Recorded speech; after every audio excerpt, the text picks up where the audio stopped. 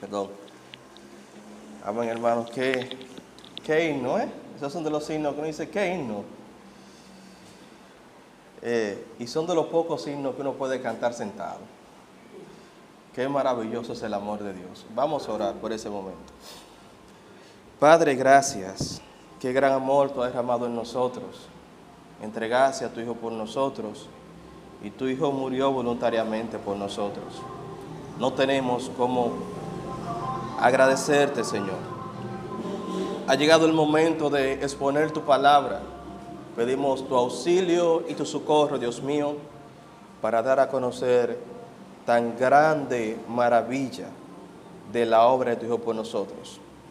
Te pedimos que abras nuestro entendimiento, que abras nuestros corazones para que podamos contemplar cuán grande eres, Señor, y cuán grande es el amor que tú has demostrado a través de la obra de tu Jesucristo. Todo esto te lo suplicamos en nombre de tu Jesucristo. Amén. Hermanos, seguimos con la serie del Evangelio de Juan.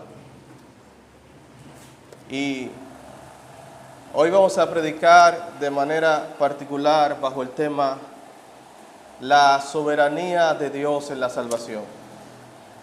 Recuerden, mis hermanos, que este diálogo del Señor está ocurriendo en el contexto del milagro de la multiplicación de los panes y de los peces y de la alimentación de 5,000 hombres o más. Sabemos que eran más porque cuentan solamente los hombres. Y los judíos le piden al Señor una señal más extraordinaria para aceptarlo como su Mesías, por un lado. Y por otro lado, las multitudes siguen al Señor no porque lo reconozcan como el Hijo de Dios o como el Mesías.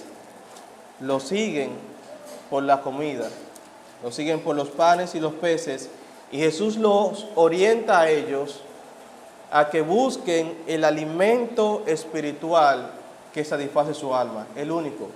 Jesús dice: yo soy el pan de vida. El que en mí cree, nunca tendrá hambre. El que a mí viene, jamás tendrá sed.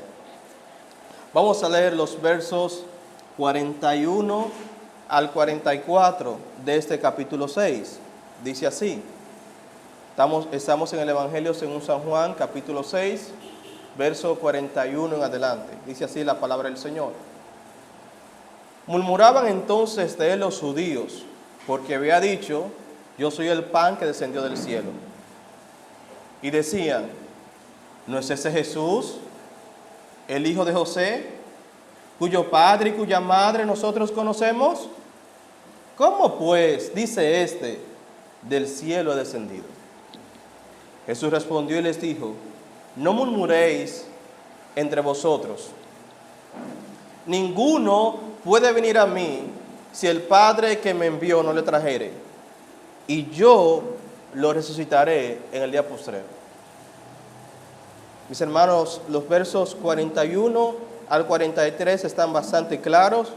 Jesús está respondiendo a la murmuración de los judíos. Y en el verso 44, mis hermanos, se dividen las aguas, como dicen por ahí. Se separan los hombres de los muchachos. El Señor hace una declaración extraordinaria. Unas de esas declaraciones que no están de acuerdo con la predicación moderna del día de hoy. ¿Sabe que la predicación moderna nos ha enseñado que el hombre tiene la salvación en sus manos y él la puede tomar cuando él quiera y la puede soltar cuando él quiera? Pero eso no fue lo que enseñó nuestro Señor Jesucristo. Miren el verso 44. Ninguno puede venir a mí si el Padre que me envió no lo trajera. Mis hermanos, ¿de quién depende la salvación? Enteramente de Dios. Ninguno puede venir a mí si el Padre que me envió no lo trajera. Mis hermanos, eso nos enseña por un lado la inhabilidad o la incapacidad total del hombre para tener la salvación por sí mismo. Nadie puede tener la salvación por sí mismo, ni por sus méritos, ni por sus obras, y más que eso, Nadie puede venir a Cristo por sus propias fuerzas. Nadie. Ninguno puede venir a mí si el Padre que me envió no lo trajera. Ahora, mis hermanos, ¿por qué el ser humano no puede venir al Señor? Hay varias razones que la Biblia nos enseña.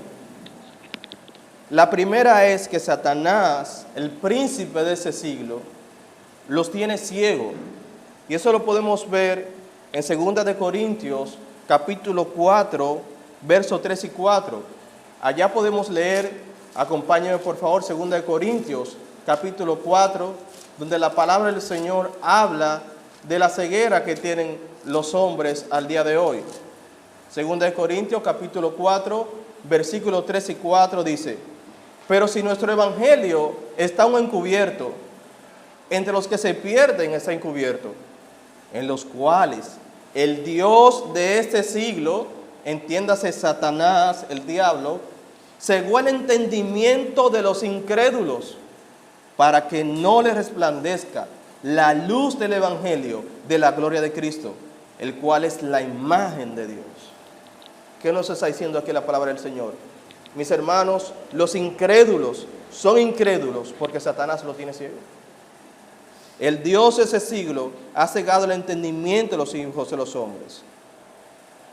Romanos capítulo 3, versos 10 y 11. Allá podemos leer cómo es escrito: no hay justo ni aun uno. Pero más que eso, no hay quien entienda. Mis hermanos, el intelecto humano está incapacitado para contemplar la gloria de Dios. No hay justo ni aun uno. No hay quien entienda. No hay quien busque a Dios. No lo hay. En segundo lugar, mis hermanos, los hombres no pueden venir al Señor Jesucristo por sus propias fuerzas, porque están cautivos bajo el lazo del diablo. Eso lo podemos ver en 2 de Timoteo, capítulo 2, verso 24. Vayan conmigo, por favor. 2 de Timoteo, capítulo 2, verso 24, dice, Pablo le escribe a Timoteo: porque el siervo del Señor no debe ser contencioso, sino amable para con todos, apto para enseñar, sufrido, que con mansedumbre corrija a los que se oponen. ¿Por qué? Por si quizá Dios le conceda que se arrepientan para conocer la verdad y, presten atención, escapen del lazo del diablo en que están cautivos a la voluntad de Él. El ser humano, mis hermanos, está no en una posición de libre escogencia, está cautivo a la voluntad del diablo. Están cautivos. En tercer lugar, mis hermanos, el hombre no puede venir al Señor Jesús por sus propias fuerzas, porque tiene el entendimiento, entiéndase, tienen el intelecto envanecido. Algo vano, mi hermano, es algo sin sustancia, algo que se evapora. Es la misma esencia de la palabra que dice el predicador allá en Eclesiastés: vanidad de vanidades, todo es vanidad. Mi hermano, el entendimiento del ser humano está envanecido. La filosofía y el razonamiento humano, hermano, no tienen, en buen dominicano, no tienen ni pie ni cabeza. Está envanecido y tienen el entendimiento entenebrecido. La palabra de Dios en Romanos capítulo 1, verso 21, explicando la manera en que el ser humano se fue depravando o cómo cayó en la depravación que vemos hoy en día. Lean conmigo lo que dice Romanos capítulo 1, verso 21. Dice así la palabra del Señor: pues habiendo conocido a Dios, no le glorificaron como a Dios, ni le dieron gracias, sino que se envanecieron en sus razonamientos. La idea es, se llenaron de aire, se inflaron, y su necio corazón fue entenebrecido. Profesando ser sabios, se hicieron necios. Esa es la condición del género humano. Si usted quiere ver o echar una mirada a un cuadro del pecador, vayan conmigo al libro de Efesios, capítulo 2. Libro de Efesios, capítulo 2, donde Pablo le escribe a los efesios cómo fue la obra de la salvación. Libro de Efesios, capítulo 2. Vean, mis hermanos, cómo es el cuadro del pecador. ¿Y cuál era el cuadro de nosotros? No es que nosotros éramos diferentes. Todo eso, así era como estábamos nosotros. Efesios capítulo 2 dice, verso 1 al 5, y Él os dio vida a vosotros cuando estabais muertos en vuestros delitos y pecados. Primera condición, estaban muertos en delitos y pecados, en los cuales anduvisteis en otro tiempo.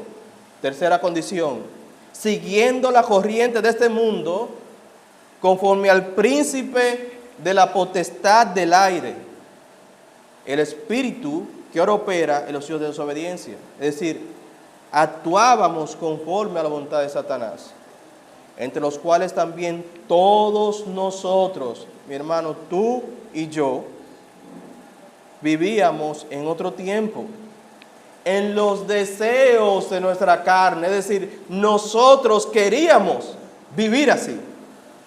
No era que vivíamos así y yo quería convertirme. No. No sé si alguno de ustedes alguna vez en la escuela le pusieron a hacer un plan de vida. Un plan de vida de qué uno quiere ser cuando sea grande, las metas que uno quiere alcanzar. En mi plan de vida yo siempre ponía, yo quería graduarme a tal edad, de tal carrera, quería alcanzar tal estatus económico en tal fecha, comprar mi casa a lo tanto tiempo, tener mi vehículo. Pero en mi plan de vida yo nunca puse ser cristiano. Yo nunca planifiqué ser cristiano. Nunca. Mis hermanos, así éramos nosotros. Nosotros nunca tuvimos el deseo de ser cristianos. En los deseos de nuestra carne, haciendo la voluntad de la carne y de los pensamientos. Y éramos, por naturaleza, hijos de ira, lo mismo que los demás. Pero Dios, que es rico en misericordia, por su gran amor con que nos amó, aun estando nosotros muertos en pecado, nos dio vida juntamente con Cristo. Por gracia sois salvos. Mis hermanos, el hombre, el ser humano, el hombre, la mujer, está incapacitado para venir a Dios por sus propias fuerzas. No hay una facultad que pueda hacer. No es que, wow, me di cuenta, entendí que no, mi hermano, nadie puede venir a mí si el Padre no lo trajera. En segundo lugar, mis hermanos, ese verso nos enseña que Dios es soberano en la salvación. Es decir, es Dios quien efectúa la obra de la salvación en el pecador. Es Dios quien trae pecadores incapaces a Cristo. Fíjense lo que dice: ninguno puede venir a mí si el Padre que me envió no lo trajera. Es decir, la obra activa, quien la efectúa es el Padre. Quien lo trae es el Padre. Y yo la resucitaré en el día postrero. Dice acá un pastor comentando este verso: muchas personas encuentran una dificultad en ese verso. Suponen que enseña que un hombre puede desear ser salvo y encontrarse con que le es imposible. No es así. Lo que sí enseña el versículo de la forma más enérgica es que Dios es aquel que primero actuó en nuestras vidas y buscó ganarnos para sí mismo. Tenemos la elección de aceptar al Señor Jesús o de rehusarlo, pero nunca habríamos tenido en primer lugar el deseo si Dios no hubiese hablado en nuestros corazones.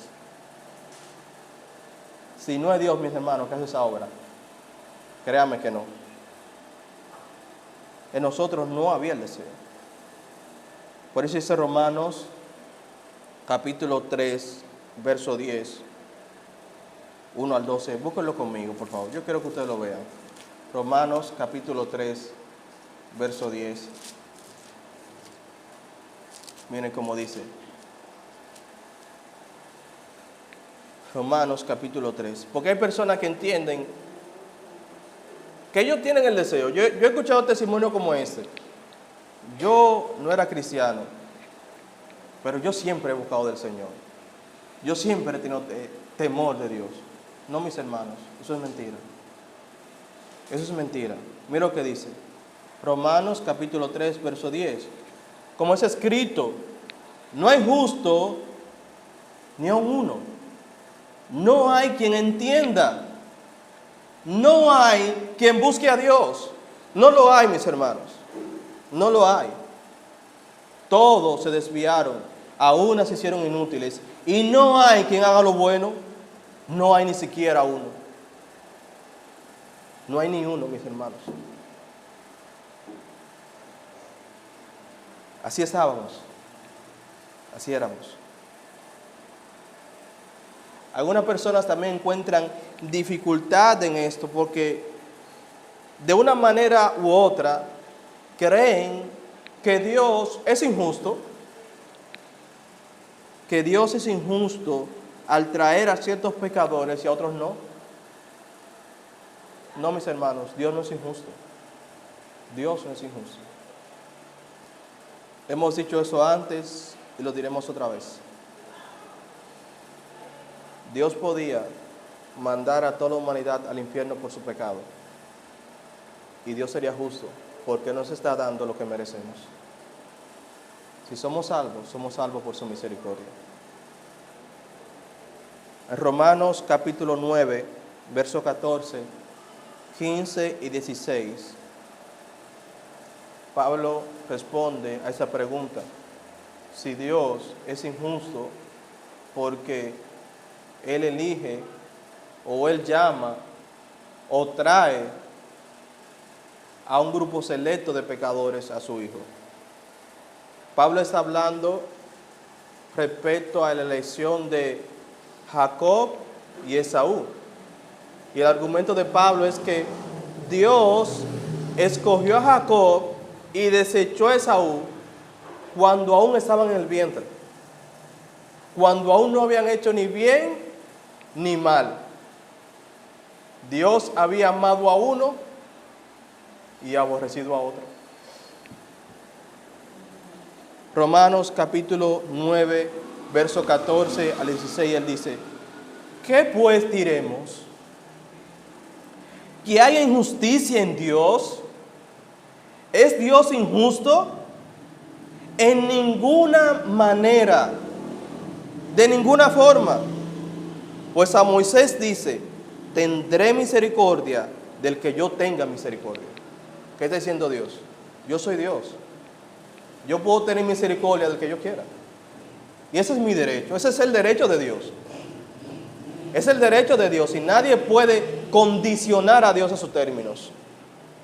Tendré misericordia del que yo tenga misericordia y me compadeceré del que yo me compadezca. Conclusión. Así que no depende del que quiere y sabemos que nadie quiere. No depende del que quiere ni del que corre, sino de Dios que tiene misericordia. Mis hermanos, qué bueno que mi salvación depende de Dios y no de mí. Qué bueno. Qué bueno, porque yo lo hubiera querido. Sigamos, por favor, en Juan capítulo 6, verso 41 al 42. Seguimos leyendo. Verso 43, 44, vuelvo y lo leo. Ninguno puede venir a mí si el Padre que me envió no lo trajere, y yo lo resucitaré en el día postrero. Ya hablamos antes sobre la promesa del Señor de resucitar a todos los suyos. Ahora, en el verso 45, Jesús responde una cuestionante que surge de manera natural. ¿Cómo el Padre actúa en la salvación de los pecadores? Es Dios quien lo trae, ¿verdad? Pero ¿cómo el Señor lo trae? ¿Acaso Dios se le aparece en sueño a la gente o le manda un ángel o le manda una voz desde el cielo? No, vean el verso 45, ¿cómo es que Dios efectúa esa obra? Escrito está en los profetas, y serán todos enseñados por Dios. Así que aquel que oyó al Padre y aprendió de él, viene a mí. Jesús hizo una paráfrasis de Isaías capítulo 54, verso 13. No lo vamos a buscar por asunto de tiempo, pero va a estar grabado más adelante en su casa con espacio, donde lo pueden buscar. Jesús está citando Isaías capítulo 54, verso 13, para sustentar la idea de que si los hombres creen y se arrepienten, es porque han sido enseñados y en consecuencia traídos por Dios. Es decir, quienes vienen a Él es porque Dios los ha enseñado, los ha instruido y los ha llevado a Él. ¿Y cómo Él hace hecho? ¿Y cómo Él hace eso? El hecho de ser traídos y enseñados son solo dos aspectos diferentes de la dirección soberana de Dios en la vida de los hombres. Quienes son enseñados para comprender la verdad son también traídos por el Padre para recibir al Hijo. El hecho de que los hombres sean enseñados por Dios no significa que le hayan aviso. El único que avisó al Padre es aquel que no de Dios, es decir, el mismo Señor Jesucristo. Entonces, el Padre nos enseña hablando a nuestros corazones, hablando a nuestras vidas a través de las palabras del Señor Jesucristo. Él dice, verso 46, no que alguno haya avisado al Padre, sino aquel que no de Dios, este avisó al Padre. Lo que Jesús está diciendo, quienes vienen a mí, vienen porque el Señor le ha hablado a sus vidas, a través de sus corazones, a través de mi testimonio, y por eso vienen a mí. Mis hermanos, eso es bien importante y es una gran bendición lo que Jesús está diciendo aquí.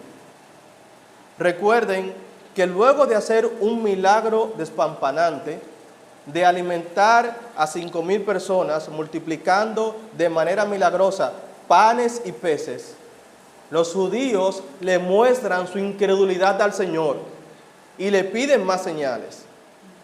Y la respuesta del Señor no es que su incredulidad es por falta de milagros, no. La incredulidad de ellos se debe precisamente a que la obra que el Señor está haciendo es la obra de Dios. Y será Dios quien traiga a los pecadores a Él. Nosotros sabemos, mis hermanos, existen muchos métodos hoy en día. Si alguien viene a Cristo, es únicamente porque a través de la predicación de la palabra, Dios ha llamado a alguien de muerte a vida. Punto. ¿Quién se iba a imaginar? No sé si alguien recuerda la primera vez que yo vine a esa iglesia y me senté ahí atrás. ¿Quién se iba a imaginar que yo iba a volver? Yo ni siquiera soy de guerra. Ni siquiera soy de guerra. Y ese día ni siquiera una campaña, ni un culto evangelístico. Yo iba pasando por ahí, vi la iglesia abierta, me senté, escuché un sermón y ese sermón se me quedó ahí. Cuando me mudé para guerra, imagínense qué iglesia busqué. El punto es, mis hermanos, es Dios quien lo hace. Es Dios. Es Dios. Leamos el verso 47. De cierto os digo, el que cree en mí tiene vida eterna. En el verso 47, Jesús hace una de las declaraciones más diáfanas, es decir, más claras y breves de toda la palabra de Dios tocante al camino de la salvación. ¿Qué tengo que hacer para ser salvo?, preguntó el carcelero de Filipo. Cree en el Señor Jesucristo y serás salvo tú y tu casa. Eso diferencia, mis hermanos, la predicación bíblica del Evangelio de todo sistema inventado por el hombre. Los sistemas inventados por el hombre le exigen al pecador que tiene que hacer algo, tiene que hacer un sacrificio, tiene que entregar algo. No. Miren las palabras del Señor. El que cree en mí tiene vida eterna. El Señor Jesús declaró con unas palabras que difícilmente se pueden tergiversar, que el que cree en Él tiene vida eterna. Y observen, mis hermanos, que Él introduce esta declaración con las palabras de cierto os digo, es diciendo amén, amén. Abran sus oídos a lo que le voy a decir. El que cree en mí tiene vida eterna. Este es uno de los versículos en el Nuevo Testamento que nos enseñan que la salvación no es por nuestras obras. No, mis hermanos. La salvación no es por nuestras obras, no es por lo que hagamos. Algunas personas creen que cuando mueran, de un lado Dios va a pesar las buenas obras y de otro lado las malas obras. Y si la buena pesa más que la mala, entonces entra al cielo. Y si la mala pesa más, va para el infierno. No. La salvación no es por las buenas obras, ni tampoco es por guardar la ley. No, nadie, mis hermanos, salvará guardando los mandamientos. ¿Quién puede guardar los mandamientos como Dios exige que los mandamientos sean guardados? ¿Qué dice el Señor? Si alguno ve una mujer y la deseó, ya adulteró con ella en su corazón. Que le diga fatuo, el que se enoje contra su hermano, ya es homicida. No, la salvación no es por buenas obras ni por guardar la ley. Ni tampoco, mis hermanos, somos salvos porque seamos miembros de esta iglesia. No. Ni tampoco somos salvos por obedecer la regla de oro. ¿Cuál es la regla de oro? Lo que yo quiero que me hagan, eso hago. No.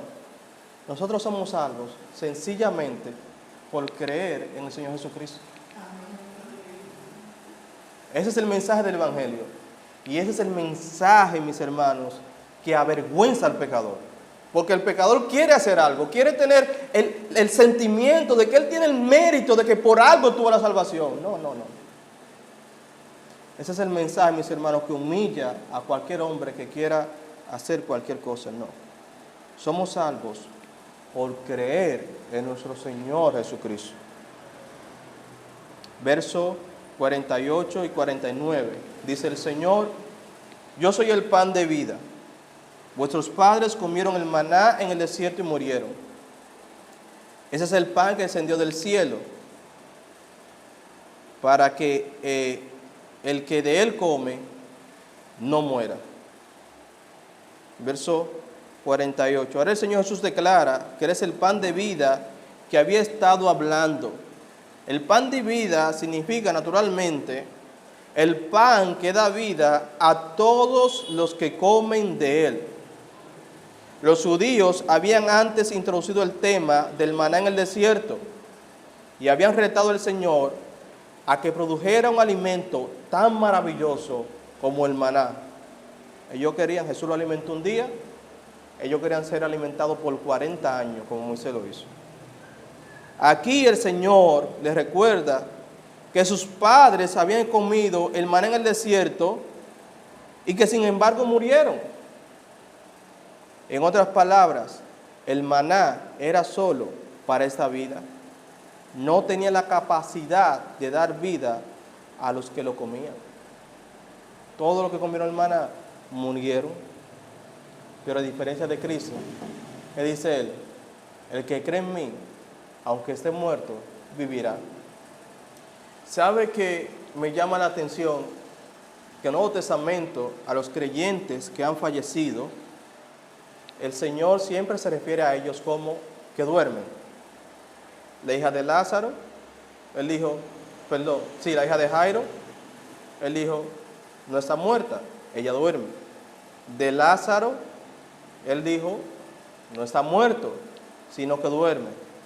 Sabemos la muerte física, pero en cierto sentido, mis hermanos, la muerte para el creyente es solamente un sueño,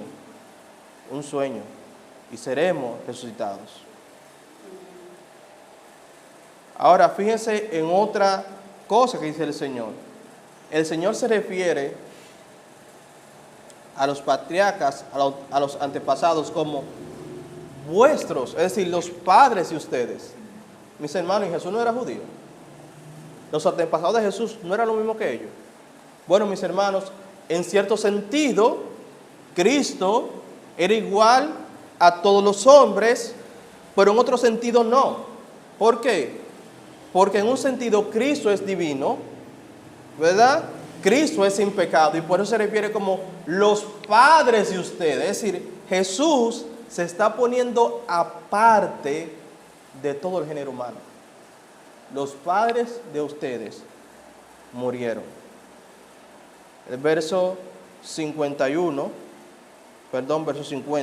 dice, ese es el pan que descendió del cielo para que el que de él coma no muera. Yo soy el pan vivo que descendió del cielo. Si alguno comiere ese pan, vivirá para siempre. Y el pan que yo daré es mi carne, la cual yo daré para vida del mundo.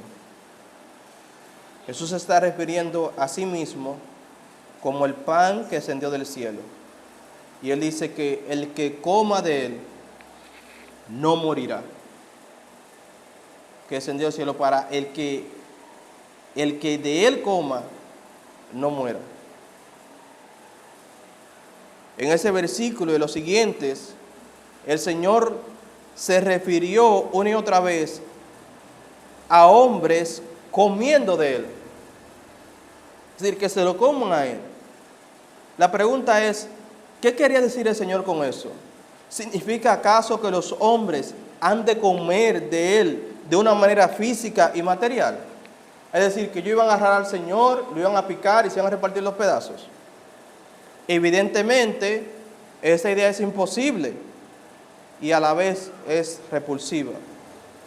Algunos creen que lo que quería enseñar es que debemos comer de Él en el servicio de comunión, que de alguna manera milagrosa el pan y el vino son transformados en el cuerpo y la sangre de Cristo, y que para ser salvados hemos de participar en esos elementos. Y eso es lo que enseña la Iglesia Católica a través de la transustanciación, que el vino, el pan y el vino se convierten literalmente en el cuerpo y la sangre de Cristo. El problema con esto es, mis hermanos, que Jesús promete vida eterna a los que de Él coman. Y uno se hace la pregunta, ¿en qué momento el ladrón de la cruz comió a Cristo? Y el Señor le prometió vida eterna. El contexto, mis hermanos, enseña muy claro que comer de Él significa recibir sus palabras y creer en Él. Vean por favor Juan capítulo 6, verso 63. Ahí mismo. El verso 63 dice, el Espíritu es el que da vida. La carne para nada aprovecha. Es decir, eso detrata la transustanciación. Fíjense de lo que sigue diciendo. Las palabras que yo os he hablado son espíritu y son vida. Como decía San Agustín, cuando confiamos en el Señor Jesucristo como nuestro Salvador, nos apropiamos de Él por la fe, participamos de los beneficios de su persona y de su obra. Agustín dijo, de manera resumida, cree y has comido. El que ha creído en Cristo, ha comido a Cristo. Verso 51, para terminar, él dice, yo soy el pan vivo que descendió del cielo. Si alguno comiere de este pan, vivirá para siempre. Y el pan que yo daré es mi carne, la cual yo daré para vida del mundo. Mis hermanos, no sé si, permítanme 2 minutos, ya me cedí. Lo que Jesús ha dicho en ese versículo 51 es algo aún más extraordinario. Recuerden que los judíos eran exclusivistas. Ellos pensaban que la salvación era para ellos, que el Mesías era para ellos. Pero Jesús dice, y muchas personas creen que Cristo vino para salvar a Israel. Y como Israel lo rechazó, entonces la salvación llegó a los gentiles. Fíjense que él dice, la cual yo daré para vida, ¿de quién? ¿De Israel? ¿De los judíos? No, del mundo. Desde un principio, Cristo vino con el plan de ofrecerse en sacrificio por el mundo. El sacrificio de nuestro Señor Jesucristo es suficiente y poderoso para salvar a todo el mundo si se arrepienten. Cristo dio su cuerpo en la cruz y derramó su sangre. Él dio su cuerpo y su sangre por la vida del mundo. No iba a morir solamente por la nación judía, ni siquiera solamente por los elegidos. Su muerte tendría suficiente valor para todo el mundo.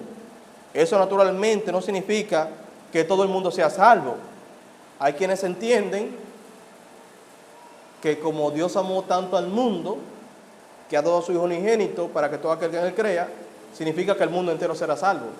No, no es eso lo que quiere decir.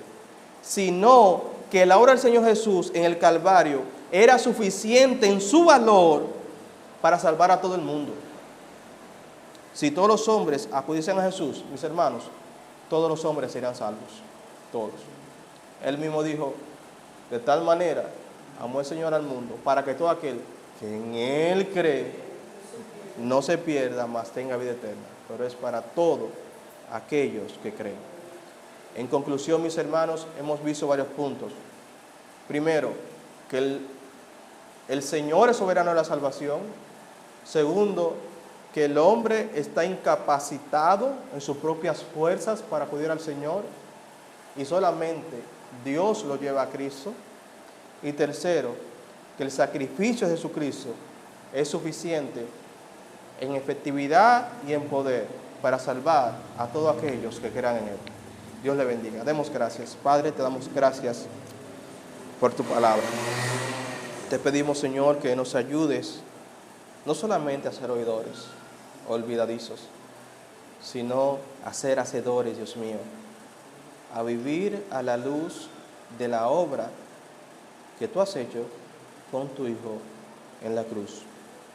Que tú nos ayudes cada día a comer de ti, Señor, a comer de tu Hijo Jesucristo a través de sus palabras. Y Padre, gracias, porque si estamos aquí es porque a ti te ha placido. Qué bueno saber que si estoy aquí, Señor, es porque tú nos has traído. Gracias, Señor. Amén. Amén.